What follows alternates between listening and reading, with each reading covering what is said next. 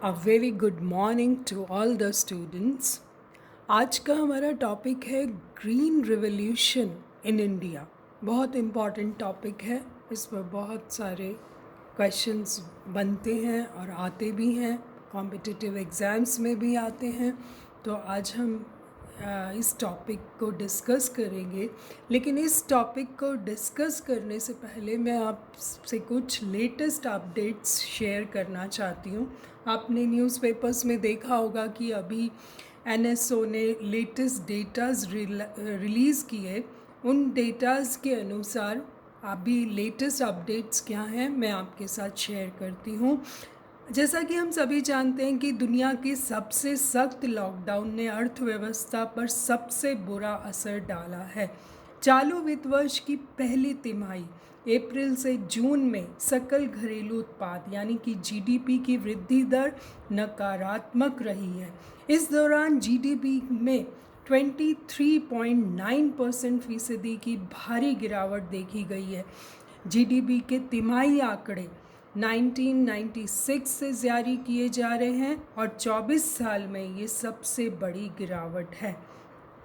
पहली तिमाही में भारत की जीडीपी का सबसे बड़ा सहारा कृषि क्षेत्र से मिला है, जो सबसे बड़ी खुशखबरी है इसमें कि सिर्फ एक ही सेक्टर है जिसकी ग्रोथ पॉजिटिव रही है और वो है एग्रीकल्चर सेक्टर, जहां की ग्रोथ हमने 3.4% दर्ज की गई है।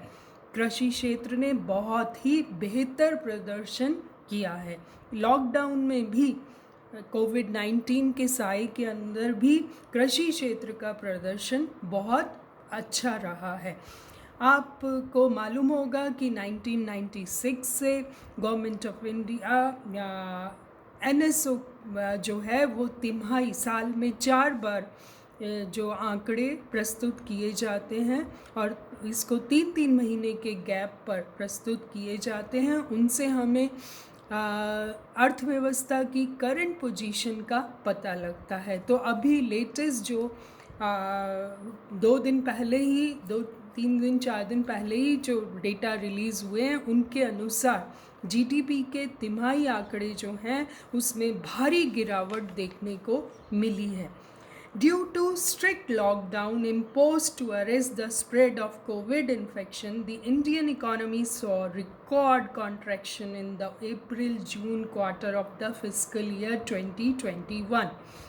Data released by the NSO National Statistical Office, NSO का जो फुल फॉर्म है वो है national statistical Office showed GDP in April-June of 2021 slumped 20 minus means में चली गई है GDP -23.9%.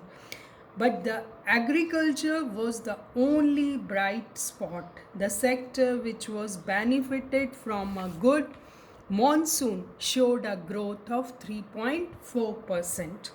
तो आप देख सकते हैं कि क्यों एग्रीकल्चर ने पॉजिटिव ग्रोथ बताई है। एक एग्रीकल्चरल मिनिस्ट्री ने भी रिलीज़ किया है डेटास, जिसमें उसने खरीफ की फसल का जो दिया है कि टोटल सोन एरिया 1920 में जो 1030 लाख हेक्टेयर था 2021 में बढ़कर 1095 लाख हेक्टेयर हो गया, यानी कि 6% की जो है वो वृद्धि नोटिस की गई है। तो this time India received 9% more rainfall than normal during June to September. भारी वर्षा और मॉनसून की वजह से भी फसल में बहुत अच्छी वृद्धि नोटिस की गई है। और जो सबसे बड़ी बात नोटिस करने की है वो है कि हाईएस्ट जो है एमपी घोषित की गई थी, वो एमपीएस जो वो ऑयल सीड्स की घोषित की थी और 12 स्टेट्स में जो ऑयल सीड्स का प्रोडक्शन है वो बहुत अच्छा हो रहा है इस बार, जिसमें Gujarat, MP, Maharashtra, AP and Karnataka हैं। 12% की इंक्रीज़ नोटिस की जा रही है ऑयल सीड्स में, जबकि राइस में 8% है और पल्सेस यानी कि दालों में 5%। जबकि 20 लाख हेक्टेयर एरिया वो है जो फ्लड से अफेक्टेड है। तो 20 लाख हेक्टेयर एरिया तो वैसे ही फ्लड से अफेक्टेड है, इसलिए फसलों में कोई कंट्रीब्यूशन दे नहीं पाएगा। लेकिन उसके बावजूद हम देख रहे हैं कि खेती की जो ज़मीन है उसमें 6% की बढ़त हुई है और सबसे ज़्यादा प्रोडक्शन इस बार ऑयल सीड्स का देखा गया है। और ऑयल सीड्स की जो खेती है वो 12% तक इंक्रीज़ हो गई है, जबकि यही 8% राइस के केस में देखा गया है। तो हम देखें तो लेटेस्ट डेटाज में भी हमें ये महसूस हो रहा है कि agriculture has persistently has been the brightest spot in the revival of growth. क्योंकि दूसरी एक जो बात नोटिस की गई है वो है increase in registration for commercial and agriculture tractors.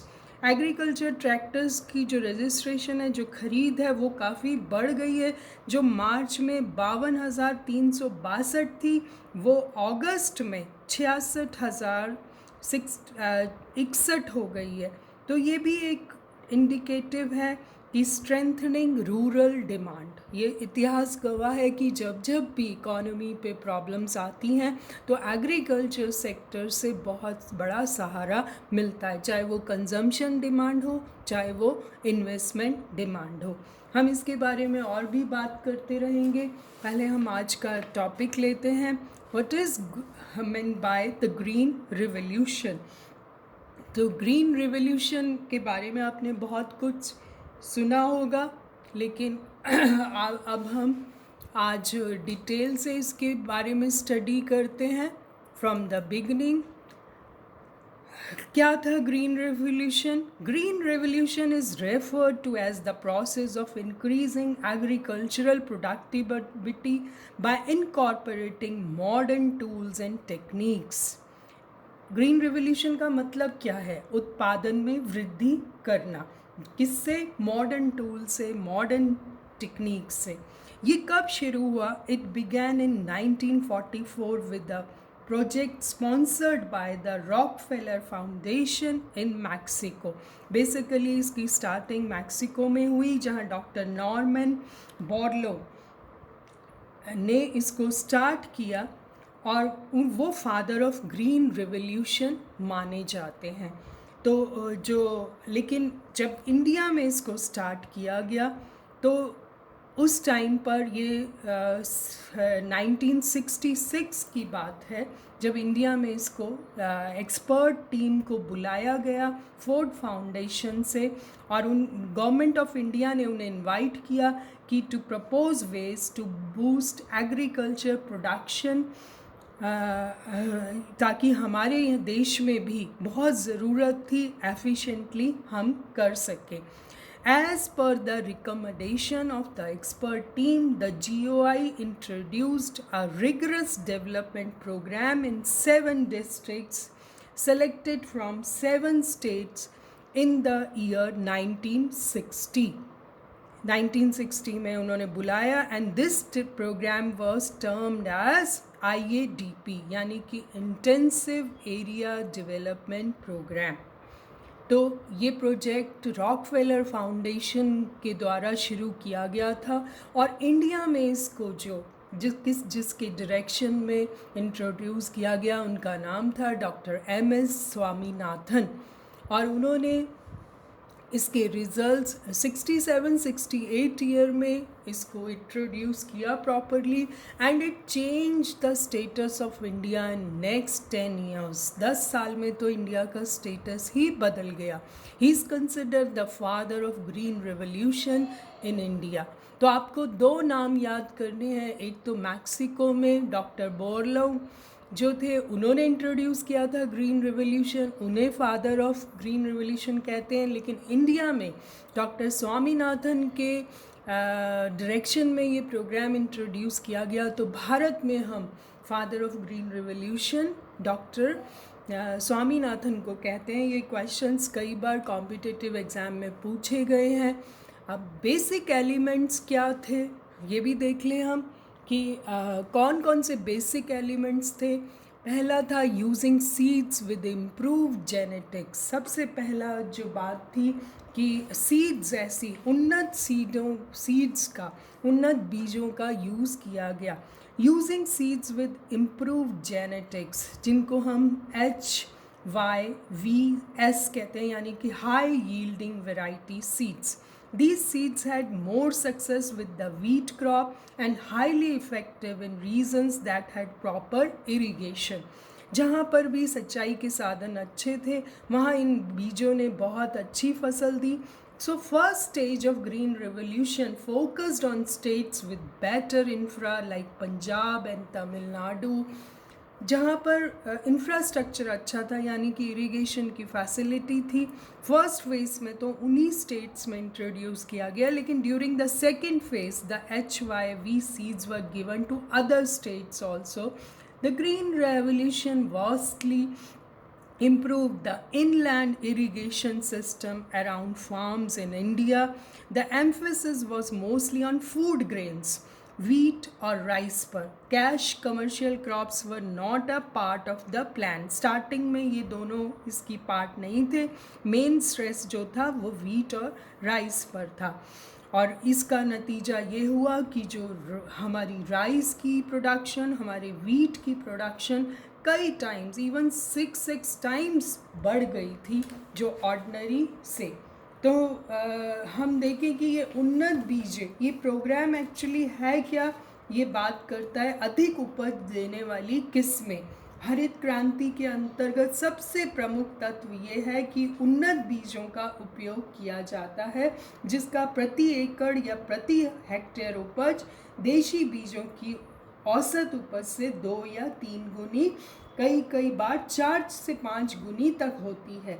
अब तक गेहूं की लगभग 50 से अधिक एवं धान की लगभग 40 से अधिक किस्मों का सफल प्रशिक्षण करके इन देशों के सभी कृषि क्षेत्रों में उपयोग किया गया है, जिसमें कि गेहूं और धान का उत्पादन काफ़ी बढ़ चुका है।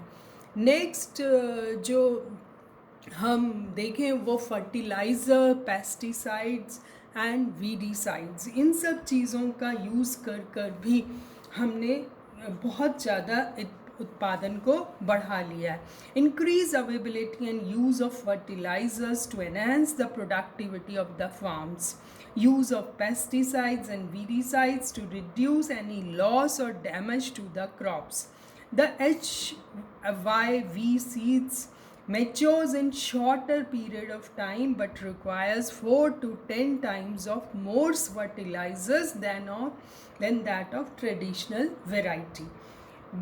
जो फर्टिलाइज़र्स थे, जो ये सीड्स थी, इनको फर्टिलाइज़र्स की ज़्यादा ज़रूरत थी, 4 to 10 टाइम्स ज़्यादा ज़रूरत थी, और ये शॉर्टर पीरियड में, कम पीरियड में ही मैच्योर हो जाया करते थे। इसलिए भी हरित क्रांति के लिए रासायनिक खाद का आवश्यक रूप से प्रयोग किया जाना था।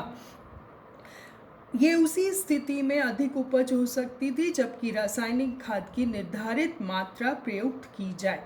निरंतर परीक्षण तथा प्रयोगों से कृषि वैज्ञानिक रासायनिक खाद की अनुकूलतम मात्रा ज्ञात कर लेते हैं और फिर वो बताते हैं कि इस उन्नत बीज के साथ इतनी हेक्टेयर उपज होगी और उसमें इतनी उर्वरक का उपयोग अनुकूल ढंग से होगा, तभी वो अच्छे से रिज़ल्ट दे पाएगा। इसलिए फर्टिलाइज़र्स बहुत इम्पॉर्टेंट प्रोसेस थी।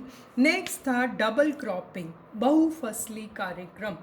हरित क्रांति की मुख्य विशेषता बहुफसली कार्यक्रम भी रहा है। इस कार्यक्रम के अंतर्गत एक ही भूमि पर प्रतिवर्ष 2 या 2 से अधिक फसलें प्राप्त की जाती हैं। इसमें कृषि उत्पादन में तीव्र वृद्धि आई है। बहुफसली कार्यक्रम में भारत में पर्याप्त बल दिया गया है। गेहूं के साथ सरसों, राई उगाई जाती है। गेहूं के साथ जौ तथा चना भी उगाया जाता है। ज्वार के साथ उड़द एवं जूट। तो इन सब चीज़ों से भी हमने अपने प्रोडक्शन को डबल ट्रिपल कर लिया। पहले साल पहली क्रॉप तो हम प्राइमरली मॉनसून के साथ देते हैं वन रेजनी सीजन में। डबल क्रॉपिंग के लिए water for second phase came from huge irrigation projects. बहुत सारे डैम्स बनाए गए ताकि सेकेंड फेज की क्रॉप के लिए भी पानी मिल सके। It was actually a technology package for the farmers. पूरा का पूरा रिसर्च और एजुकेशन रिसर्च पर बेस था। भारत में कृषि विकास की नवीन व्यूह रचना का एक आवश्यक अंग था।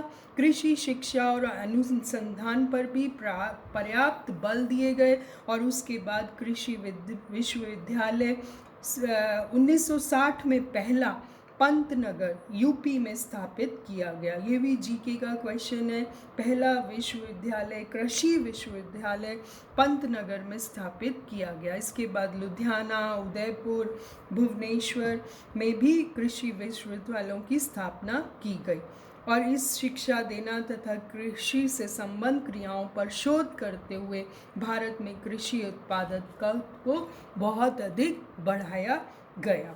तो सभी सारे फैक्टर्स ने काम किया और उसकी वजह से बहुत फ़ायदा हुआ। इस पूरे प्रोग्राम को हम IADP प्रोग्राम भी कहते हैं। Will continue tomorrow also. आप इसे अच्छे से पढ़िए और कल हम इसके बारे में और डिस्कस करेंगे। Thank you so much.